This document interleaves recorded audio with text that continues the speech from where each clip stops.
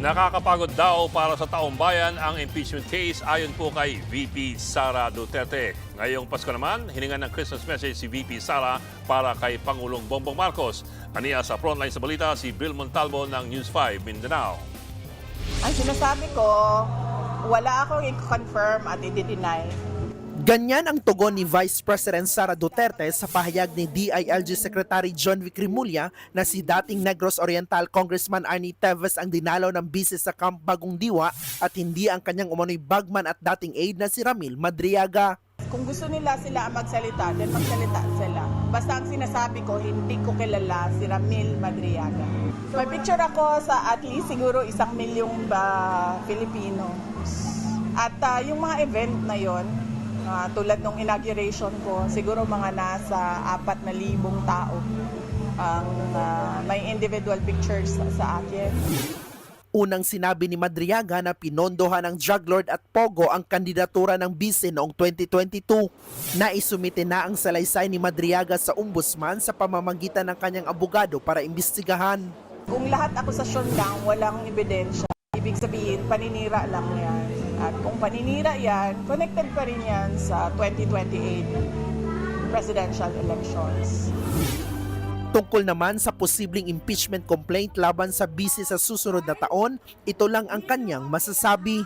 Nakakapagod na siya para sa taong bayan, yung impeachment na yan. Dahil nakikita naman natin na wala talagang ebidensya yung kanilang mga reklamo. Totally for threats and harassment lang. Ngayong araw ng Pasko, natanong naman ang bise sa mensahe niya kay Pangulong Bongbong Marcos. Bakit? Magbabago ba yung ugali niya kung Christmas o hindi?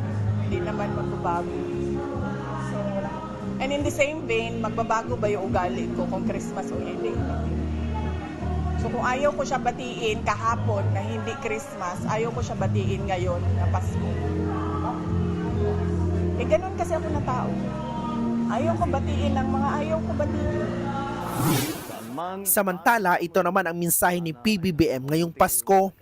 Sa pagtatapos nitong taon, tayo ay magpasalamat para sa mga biyayang ating natanggap. Naway lalo pa tayo mabiyayaan ng magandang kalusugan, mapaligiran ng mabubuting pamilya at kaibigan, at magkaroon ng mas masaganang kabuhayan. Kaya po, Nagbabalita mula sa Frontline, Bill Montalvo, News 5. Mga kapatid, Ed Lingaw po, maging maalam at may pakialam sa mga napapanahong balita sa ating bansa. Para sa mas malilimang pagtalakay at paghimay sa mga issue at headlines, mag-follow at mag-subscribe sa social media pages ng News 5.